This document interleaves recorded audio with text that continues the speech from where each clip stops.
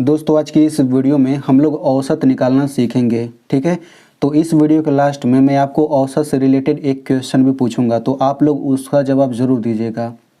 तो सबसे पहले मैं आपको बता देता हूं कि औसत को हम लोग समांतर माध्य के नाम से भी जानते हैं और औसत को माध्य के भी नाम से जानते हैं, या फिर मैं आपको कह दूँ कि ये तीनों एक ही चीज़ है, बस नाम अलग अलग है। समांतर माध्य, औसत और माध्य ये तीनों एक ही चीज़ है, बस नाम अलग अलग है। ठीक है, तो समांतर माध्य को अरिथमेटिक मीन कहा जाता है, औसत को एवरेज कहा जाता है, माध्य को मीन कहा जाता है इंग्लिश में। ठीक है, अब देखिए समांतर माध्य का सूत्र क्या होता है।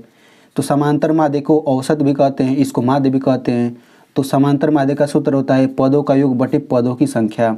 तो समांतर माध्य का जब ये सूत्र होता है तो समांतर माध्य को औसत भी कह सकते हैं, यानी कि औसत का भी सूत्र यही होगा, माध्य का भी सूत्र यही होगा। ठीक है ना, तो यहाँ पे आगे बढ़ जाते हैं। तो देखिए पद जो होता है, पद को इंग्लिश में कहते हैं टर्म।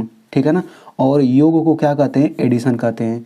तो आपको केवल ये सूत्र याद रख लेना है कि समांतर माध्य बराबर होता है पदों का योग बटे पदों की संख्या, या फिर इसी सूत्र को हम इस तरह भी कह सकते हैं कि औसत बराबर पदों का योग बटे पदों की संख्या।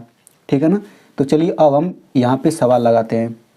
तो देखिए सबसे पहला क्वेश्चन क्या है, यहाँ पे कहा गया है कि निम्न संख्याओं का समांतर माध्य ज्ञात कीजिए। ठीक है, यहाँ पे संख्या दी गई है 5, 10, 6, 20, 4।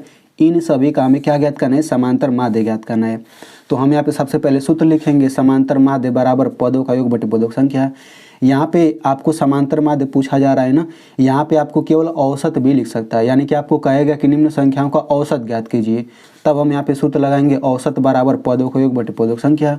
यहाँ पे समझिए औसत ही निकल रहा है। ठीक है, तो हम यहाँ पे लिख लेते हैं पदों का योग का है ना, तो इन सभी संख्याओं को जोड़ लीजिए। तो ये हो जाएगा 5 + 10 + 6 + 20 + 4 + 3 + 8। इन सभी संख्याओं का हमें औसत निकालना है, तो हम इन सब संख्याओं को लिखेंगे और प्लस प्लस कर देंगे, फिर ये बटा लिखेंगे। पदों की संख्या यानी कि इसमें कितना संख्या है, देखिए 1, 2, 3, 4, 5, 6, 7 संख्या है। तो अब हम यहाँ पे 7 नीचे लिख देंगे, मतलब ऊपर सभी को प्लस करके लिखेंगे, नीचे 7 लिख देंगे, सभी को गिन करके। ठीक है, तो देखिए अगर हम लोग इन सभी को जोड़ें 5, 10, 15, 15, 6, 21, अगर हम लोग ऐसे जोड़ते जाएं तो इन सबको जोड़ने पर क्या आता है, इन सबको जोड़ने पर आ जाता है 56, यानी इन सबको, फिर ये बटा नीचे क्या है 7 है। अब इतना आ जाएगा तो हमें 7 से 56 में भाग करना है, तो 7 से 56 में भाग कर दीजिए, तो 7 बटे 56 होता है और यहाँ पे ये 0 बचेगा, यानी इसी 8 को हम लोग यहाँ पे लिखेंगे, यानी कि क्या हो जाएगा, यही आंसर हो जाएगा। यानी कि इन सभी संख्याओं का समांतर माध्य 8 है या फिर औसत 8 है। ठीक है, यहाँ पे चलिए अब हम दूसरे क्वेश्चन को हल करते हैं। तो देखिए इस क्वेश्चन में क्या कहा गया है, कक्षा 7 के 5 विद्यार्थियों के भार, विद्यार्थी मतलब स्टूडेंट, तो 5 विद्यार्थियों के भार क्रमशः 55 kg, 65 kg, 78 kg, 75 kg और 82 kg है। ठीक है, उनके भार का समांतर माध्य ज्ञात कीजिए। तो यहाँ पे सबसे पहले लिखेंगे समांतर माध्य बराबर पदों का योग बटे पदों की संख्या, सबसे पहले सूत्र लिखेंगे।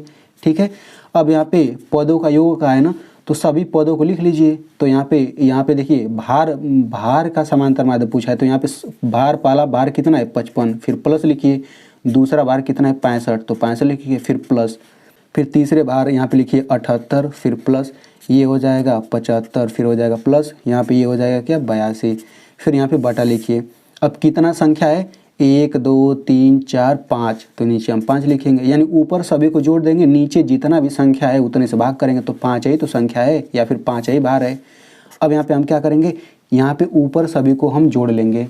तो यहाँ पे हम लोग यहाँ पे जो ऊपर दिया है इनको जोड़ेंगे, तो ये आ जाता है 355 और बटे नीचे क्या है 5 है।